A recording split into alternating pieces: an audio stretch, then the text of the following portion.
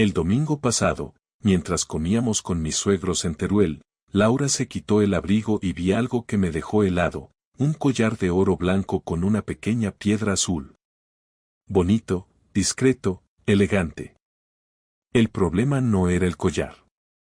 El problema era que no se lo había regalado yo. Y créeme, después de casi 10 años de matrimonio, uno reconoce esas cosas. No solo el objeto, sino el lenguaje corporal. Cómo se toca el cuello, cómo sonríe al hablar, cómo gira el cuerpo como si quisiera enseñarlo sin parecer que lo hace. Laura estaba orgullosa de ese collar, como si llevarlo le diese poder. Pero lo más jodido es que ni siquiera intentó disimular. En ese momento, no dije nada. Ni una mueca. Solo seguí comiendo cordero con patatas y fingí que todo estaba bien. Mi suegro contaba por 5ª vez su historia del viaje a Santiago, y yo asentía como un idiota mientras mi mujer lucía algo que no venía de mí. Algo que, sin decirlo, lo decía todo. De camino a casa, en la autovía, puse la radio para no escuchar mis propios pensamientos. Ella miraba por la ventana. Hablamos del tiempo, de su madre, del precio de la gasolina. Todo muy civilizado. Pero dentro de mí, algo se rompió. Fue en ese trayecto, justo pasando el desvío de Calamocha, cuando supe que tenía que descubrir la verdad. No me imaginaba entonces que la verdad no solo iba a doler. Me iba a aplastar. El lunes por la mañana decidí salir de casa media hora antes de lo habitual, sin decirle nada a Laura. Ella aún dormía, boca abajo, con la cara enterrada en la almohada y una pierna fuera del edredón. Durante años me había parecido adorable esa forma suya de dormir. Ahora la veía y solo pensaba en el collar. No podía dejarlo pasar. No por celos. Era algo más básico, más crudo. Sospechaba que había algo más ahí, y necesitaba comprobarlo. Mi plan era sencillo, no iría directo al trabajo. Primero haría una parada. Laura siempre decía que le gustaba pasar por la pastelería La Moderna los lunes por la tarde, justo antes de llegar a casa. Supuestamente compraba un dulce para animarse la semana. Yo nunca veía esos dulces. A veces decía que se los comía en el coche, otras que los guardaba para el recreo del día siguiente. Nunca le di importancia, pero ese día fui hasta allí a eso de las 8:30, solo para preguntar una tontería y comprobar si alguien la conocía. La chica del mostrador fue amable y me dijo que no le sonaba el nombre ni la cara. Cuando le mostré una foto en mi móvil, negó sin dudar. Nunca la he visto, lo siento, dijo. Sonrió como si no entendiera la situación. No insistí. Me fui con el estómago revuelto. No por la mentira, sino porque eso confirmaba que había algo que se me escapaba. Volví al coche y me quedé unos minutos mirando la calle vacía. En ese momento, se me ocurrió algo que no suelo hacer, llamé a Raúl, mi cuñado, hermano de Laura. Siempre me cayó bien, aunque hablábamos poco. Era más bien callado, serio, pero directo. Cuando contestó, no le di rodeos. Raúl, ¿puedo preguntarte algo raro? Depende. ¿Sabes algo de un collar que lleva tu hermana? Uno de oro blanco, con una piedra azul. ¿Un collar? No, ni idea. ¿Por qué? Lo llevaba ayer en casa de tus padres. No me suena, nunca se lo he visto antes. Y no me lo ha regalado nadie de la familia, ¿no? No que yo sepa. Igual se lo compró ella. Laura no se compra joyas así. No sin comentarlo. Nunca ha sido de gastar así por capricho. Siempre pregunta, compara precios, lo habla. Tú la conoces. ¿Crees que se lo ha regalado a alguien? No lo creo. Lo sé. Hubo una pausa larga. No esperaba que Raúl me respondiera como lo hizo. Javi, si hay algo que tengas que saber, no lo vas a encontrar preguntando en pastelerías o hablando conmigo. ¿Qué quieres decir? Nada. Solo que no soy el tipo de persona que se mete en matrimonios ajenos. Pero si yo fuera tú, no dejaría pasar esto. Esa respuesta me dio más miedo que si me hubiese dicho que sí, que lo sabía todo. Colgué con una sensación de mareo que no se me quitó en todo el día. No trabajé. Ni siquiera fui a la oficina. Me pasé la jornada sentado en el coche, en el aparcamiento de un centro comercial, mirando a la gente entrar y salir con bolsas. La mente en blanco, solo repasando los últimos meses. Todas las veces que Laura había cambiado la hora de llegar a casa, las veces que decía estar cansada para salir, o cuando decía tener claustrofobia en el cine y prefería quedarse sola en casa. Todas las pequeñas rarezas que había ignorado. Al volver a casa esa tarde, actué normal. Ella ya estaba allí, preparando una tortilla. Llevaba un moño desordenado y la camiseta que yo le regalé en un viaje a Valencia, esa que dice lo bueno empieza con café. Se giró al verme y sonrió. Parecía feliz. O tal vez solo buena actriz. ¿Qué tal el día? Me preguntó. Tranquilo. Mucho papeleo. ¿Comiste algo? Un bocata. Me fijé bien. No llevaba el collar. Lo había cambiado por una cadena fina que sí le conocía, una que su madre le había regalado hace años. No dije nada. Sabía que lo guardaba en una cajita roja dentro del segundo cajón de la cómoda. Esa noche, cuando ella se fue a duchar, fui directo al dormitorio y abrí ese cajón. La caja estaba ahí. Vacía. Esa noche no dormí. Esperé a que se quedara completamente dormida y salí del dormitorio con cuidado. Bajé al salón y conecté mi portátil. Accedí al correo familiar, el que usamos para cosas de casa. Ella tenía su propio correo personal, pero nunca había sido muy cuidadosa con los accesos. Busqué algo, lo que fuera. Y lo encontré. No fue un mensaje, ni una foto, ni un chat. Fue un recibo. Un justificante de una reserva de hotel en Madrid, hecho a su nombre, para el fin de semana anterior a ese. 2 noches en el Hotel Anach Collection Gran Vía, habitación doble, desayuno incluido. El detalle más importante estaba en la observación, preferimos cama de matrimonio. Lo peor es que ese fin de semana Laura había dicho que iba a unas jornadas educativas en Toledo, que compartía coche con 2 compañeras y que volvería el domingo por la noche. Me senté en el sofá con el portátil sobre las rodillas y me quedé así más de 1 hora. No lloré. No grité. Solo me quedé mirando la pantalla hasta que se apagó sola. Me había mentido en la cara. Me había dicho que iba a aprender sobre técnicas educativas mientras se iba a la Gran Vía de Madrid con otro. La cama de matrimonio no dejaba espacio a dudas. A la mañana siguiente, preparé el desayuno como si nada. Le puse una tostada con aceite y tomate, su favorita. Cuando bajó a la cocina, me dio los buenos días y yo le devolví la sonrisa. Ella no tenía ni idea de que todo había cambiado. Yo sí. Yo lo sabía todo. El viernes siguiente volví temprano del trabajo. Entré en casa a eso de las 4, sin avisar. Laura no esperaba verme tan pronto, estaba en el salón con la tele encendida y el portátil sobre las piernas, aunque no parecía prestar atención a nada. Cuando me vio, se le notó un pequeño gesto de sorpresa, nada escandaloso, apenas una reacción, pero yo ya estaba atento a cada mínimo detalle. Dejé las llaves en el cuenco de la entrada, me quité la chaqueta con calma y entré al salón sin mirar la pantalla del televisor. Me senté en el sillón frente a ella y no dije nada. Esperé. Ella no preguntó por qué estaba allí tan pronto. Solo me miró y volvió a fingir que leía algo en la pantalla, pero no hizo ni un solo clic. Era evidente que sentía la tensión en el aire. ¿Cómo se llama? Le pregunté.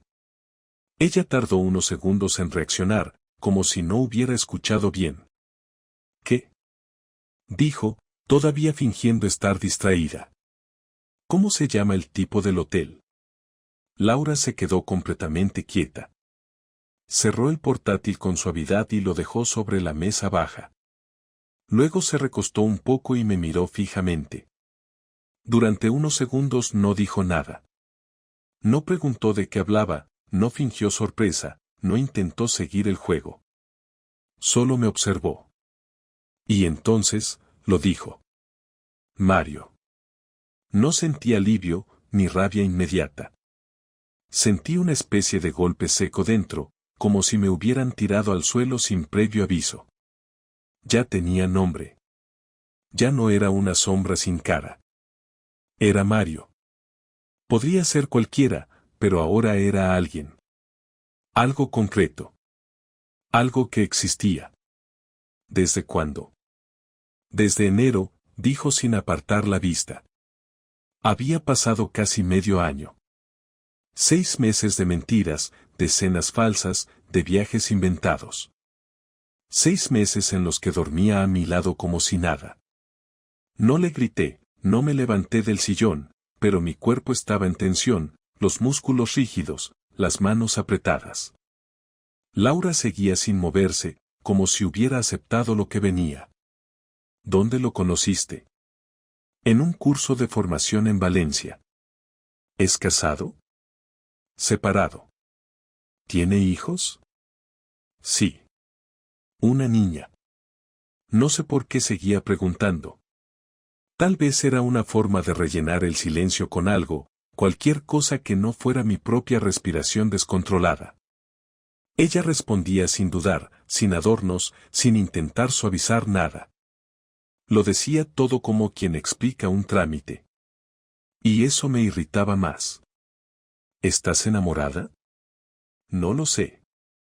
Esa respuesta sí que me dolió más que un sí o un no lo sé, era lo mismo que admitir que sí, pero sin asumirlo.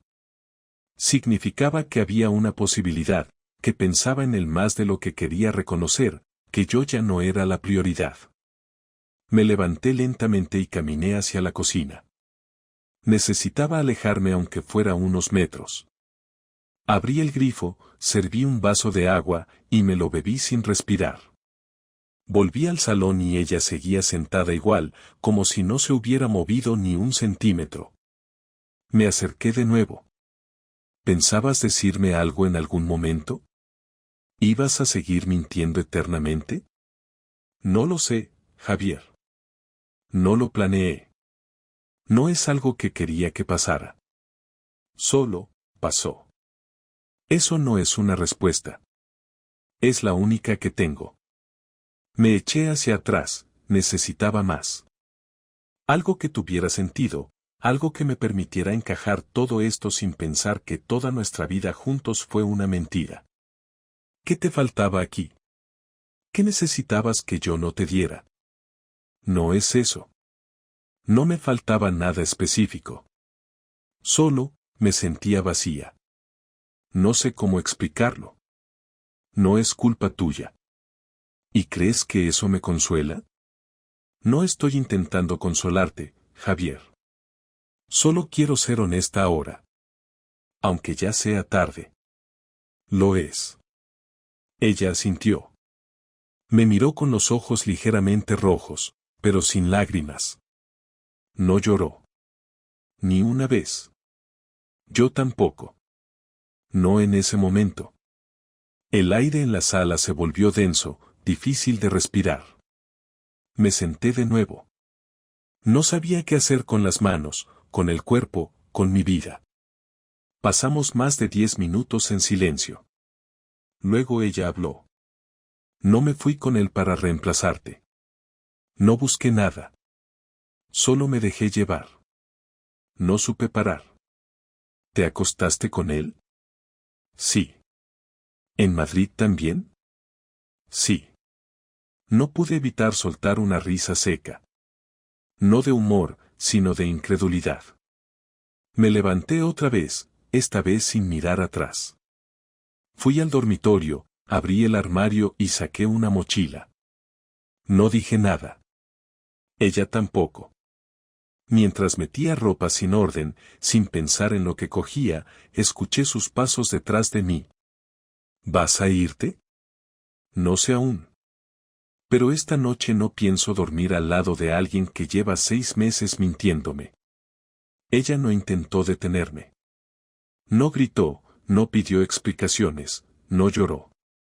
Se quedó en el umbral de la puerta viéndome recoger cosas como si yo fuera un huésped que ya había pasado demasiado tiempo en su casa.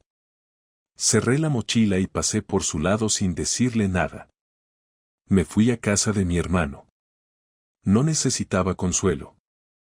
Necesitaba silencio. Mucho silencio.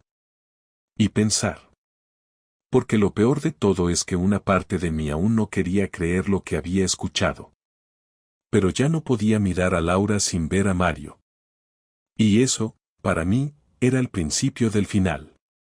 Pasaron 3 días desde que salí de casa, y en ese tiempo Laura solo me escribió 2 veces. La primera fue el mismo viernes por la noche, un mensaje corto, avísame cuando estés bien. El segundo fue el domingo por la tarde, preguntando si pensaba volver para hablar. No respondí a ninguno. No porque no supiera qué decir, sino porque no me interesaba hablar con ella todavía. En ese tiempo, pensé en muchas cosas, y entre esas cosas apareció una idea que fue ganando fuerza a medida que los días pasaban. No iba a dejar que esto quedara como un simple drama doméstico.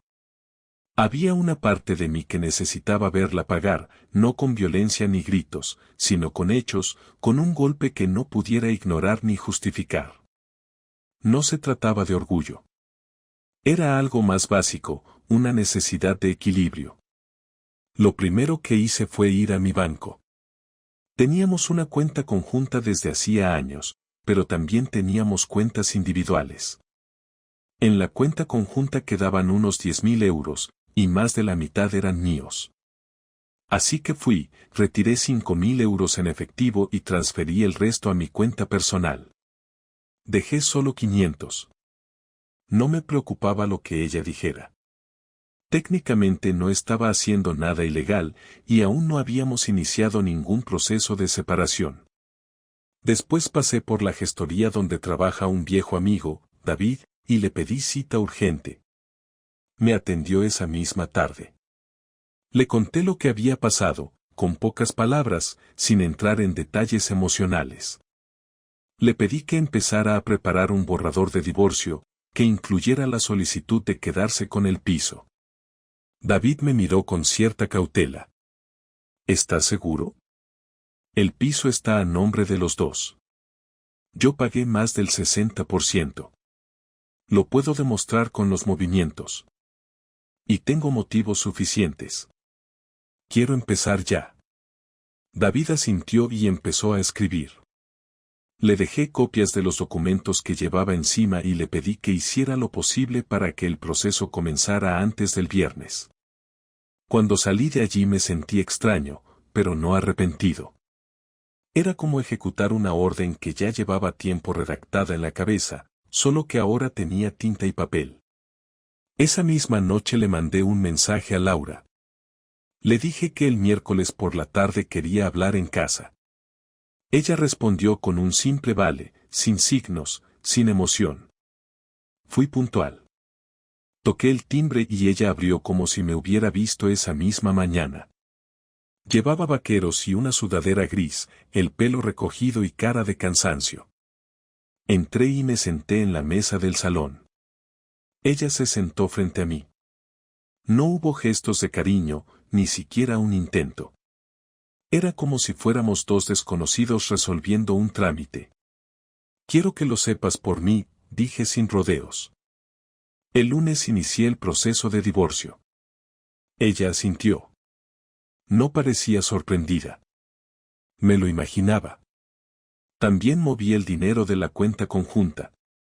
Dejé 500 euros.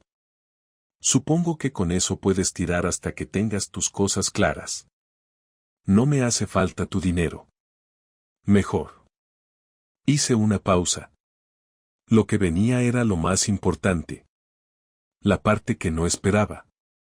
También hablé con tu colegio. Llamé y pedí cita con la directora. Le conté lo básico. Que tu relación extramatrimonial incluyó mentiras sobre tus ausencias. Que estuviste usando días de baja médica para irte de viaje con otro hombre. Le mostré los correos de la reserva del hotel con tu nombre y fecha, y los justificantes que firmaste como baja médica esa semana. Ahí sí se movió. Se incorporó en la silla como si acabara de despertarse. ¿Estás loco? No. Solo harto. No voy a permitir que salgas de esta como si nada. Eres profesora, educas niños. Que sepan con quién tratan. No puedes hacer eso. Ya lo hice. Javier, eso puede costarme el trabajo. Lo sé. Se quedó en silencio. Su respiración era rápida, como si contuviera algo que no podía decir. No gritó, no me insultó, pero se levantó y se fue a la cocina sin decir palabra. La oí abrir el grifo y luego cerrar un cajón con fuerza. Volvió con los ojos brillantes, no llorando, pero cerca. Te estás pasando. Lo tuyo no fue un error, Laura. Fue una decisión sostenida durante 6 meses. Yo solo estoy tomando decisiones ahora. No me busques más. No me llames.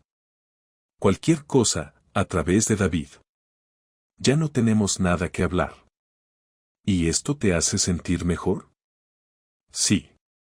Me levanté y me fui sin cerrar la puerta. Sabía que me miraba desde el pasillo. No lo confirmé. No tenía interés. En el ascensor sentí un cosquilleo extraño en los brazos. No era alegría, ni satisfacción. Pero tampoco era culpa. Era la certeza de haber hecho lo que creía justo. Lo único que ella me dejó hacer. El viernes por la noche, Laura me llamó desde un número oculto. No lo cogí. A los 10 minutos llegó un mensaje al correo electrónico. No era largo, apenas 5 líneas. Me pedía que por favor le concediera una última conversación cara a cara, sin reproches, sin gritos. Me decía que necesitaba explicarse, que no buscaba cambiar las cosas ni frenar el proceso legal, que solo quería que termináramos como adultos. Lo leí 2 veces. Durante unos minutos pensé en ignorarlo. Pero después me di cuenta de que, aunque ya no me importaba lo que sintiera, aún necesitaba cerrar algo dentro de mí. Así que le respondí. Le dije que la esperaba el domingo por la tarde en el piso, a las 6. No más de 1 hora. Ella aceptó de inmediato. El domingo llegó puntual. Vestía sencilla, sin maquillaje, con un gesto cansado que ya no sabía si era fingido o real. Entró despacio, como si no quisiera hacer ruido. Cerró la puerta sin mirarme y se quedó de pie en el recibidor. Yo estaba sentado en el sillón del salón, igual que en aquella tarde de la confesión. Le señalé la silla frente a mí y se sentó sin decir nada durante un rato. Fue ella quien rompió el silencio. He perdido muchas cosas esta semana. El respeto de mis compañeros. La confianza de mi familia.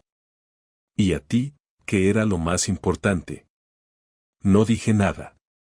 Ella se aclaró la garganta y siguió hablando con voz baja pero firme. No espero que me perdones.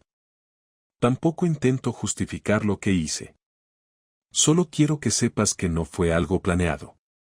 No me levanté un día pensando que quería arruinar todo esto. Fue una cadena de decisiones mal tomadas. Lo sé. ¿Te arrepientes? Sí.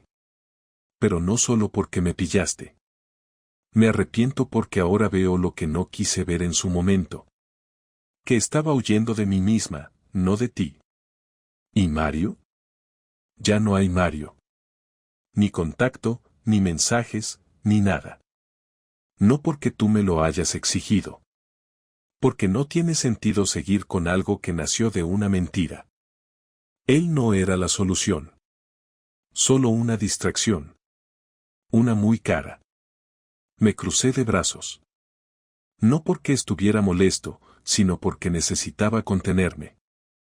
Escucharla no me estaba generando odio ni rencor, pero sí una tristeza rara, como si la persona frente a mí ya no fuera la que había amado durante años. Ella notó el gesto y se inclinó hacia adelante, como buscando una última conexión. Me acuerdo cuando fuimos a Valencia, hace 3 años. Te caíste por una acera mal puesta y acabaste con la rodilla sangrando. Yo me reí sin querer, y tú también. Luego te pasaste toda la noche cojeando pero no dejaste que canceláramos la cena. Esa noche dijiste que eras feliz. Yo también lo era. Lo sigo recordando porque me cuesta entender cómo hemos llegado hasta aquí. Cómo arruiné algo que funcionaba. Lo arruinaste tú sola, Laura. Y lo sabes. Sí. Por eso no he venido a pedirte nada. No quiero que lo reconsideres, ni que detengas el divorcio. Solo quiero decirte que lo lamento de verdad. Que si pudiera volver atrás, haría las cosas de otra forma. No se puede volver atrás. Lo sé. Pero tú sí puedes seguir adelante. Y espero que lo hagas. Que no te quedes con esta versión rota de nosotros. ¿Tú qué vas a hacer? No lo sé aún. Hablaré con una amiga en Bilbao, quizás pase un tiempo fuera. Necesito salir de este entorno. De mí misma, más que nada. ¿Vas a seguir trabajando en educación? No.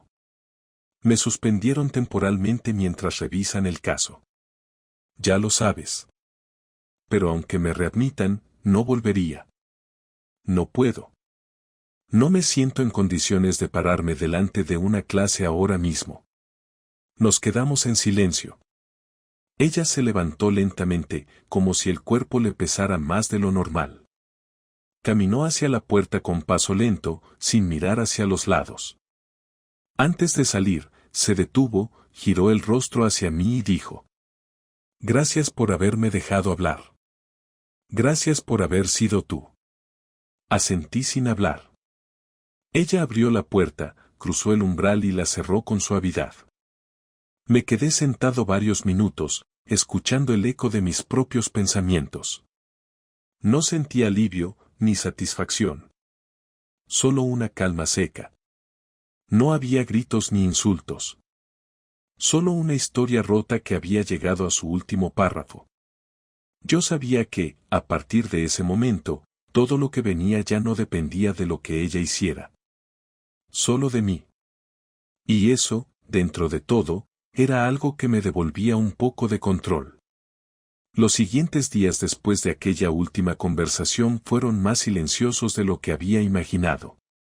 Me despertaba por la mañana y por costumbre esperaba escuchar sus pasos en el pasillo o el sonido de la cafetera funcionando, pero solo había silencio. Me acostumbré rápido. Demasiado rápido, quizá. Empecé a llevar una rutina nueva, más simple. Volvía del trabajo, me preparaba algo sencillo para cenar, ponía la tele sin prestar demasiada atención y luego me sentaba con el portátil para revisar correos, documentos del proceso legal o simplemente mirar pisos en portales inmobiliarios. Quería irme de ese piso en cuanto termináramos con el papeleo. No porque tuviera recuerdos insoportables, sino porque no quería vivir entre las mismas paredes donde habían ocurrido tantas mentiras. El divorcio avanzó sin problemas. Ella aceptó las condiciones, no discutió por el reparto de bienes, y el abogado de ella no presentó ninguna reclamación absurda. Supongo que ni ella tenía ganas de pelear. Firmamos todo en la notaría una tarde gris. Ella fue con su hermana, yo con David.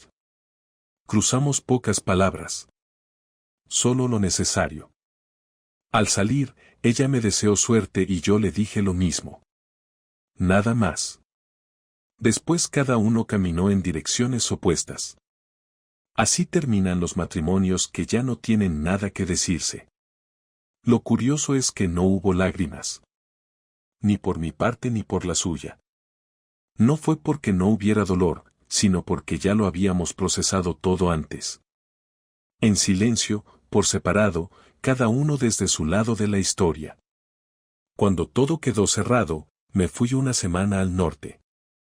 Un viaje improvisado, sin planes ni reservas anticipadas.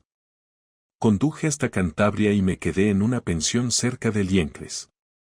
Caminé por los senderos, comí sin mirar el reloj y dormí sin necesidad de fingir. Esa semana no arregló nada, pero me ayudó a entender algo que no había querido aceptar del todo. La vida no se parte en dos cuando alguien te traiciona. Lo que se rompe no es el futuro, es la imagen que tenías del pasado. Eso fue lo que más me dolió. Pensar que los años que creía sólidos en realidad ya estaban torcidos y yo no lo había visto. Pero también entendí que no puedo cambiar lo que ocurrió. No puedo retroceder ni editar nada. Solo puedo asumir que no supe ver lo que pasaba y que ahora toca vivir con esa conciencia, no como una culpa, sino como una enseñanza. Volví a Zaragoza con las ideas más claras. A los pocos días me mudé. Encontré un piso más pequeño en el barrio de San José, bien comunicado, sin lujos, pero suficiente para empezar algo nuevo. No quise muebles nuevos. Me llevé lo mínimo. Lo demás lo vendí o lo dejé. Ese piso no tiene nada de mi vida anterior. Tampoco tiene rencor. Solo espacio. A veces me cruzo con conocidos que preguntan por Laura. Les doy respuestas breves, sin detalles. No quiero hablar mal de ella. No porque merezca defensa, sino porque repetir la historia no me sirve de nada. Ya la viví una vez. No necesito revivirla cada vez que alguien tenga curiosidad. Tampoco he vuelto a hablar con ella. No sé si está en Bilbao, si consiguió trabajo, si volvió a ver a Mario o si se encerró en casa. Y, sinceramente, no me interesa. No desde el odio. Simplemente, ya no forma parte de mi presente. He empezado a salir de nuevo. No con intenciones románticas todavía, pero me obligo a no quedarme encerrado. Veo a mis amigos, salgo a cenar, a veces voy solo al cine o a tomar algo. No tengo prisa por rehacer mi vida. No tengo que demostrarle a nadie que estoy bien. Lo importante es que ya no estoy en el lugar donde todo se venía abajo. Y eso, por ahora, es suficiente. Aprendí que el perdón no es siempre algo que se da al otro. A veces uno tiene que perdonarse a sí mismo por no haber visto las señales, por haberse quedado demasiado tiempo, por haber amado sin reservas a alguien que no lo merecía. Y una vez hecho eso, el resto empieza a acomodarse. Poco a poco. Sin grandilocuencias. Solo con tiempo y silencio. La historia con Laura terminó. No como yo hubiera querido, pero terminó. Lo que viene ahora no será perfecto, pero al menos será mío. Y eso, después de todo, es lo único que necesito.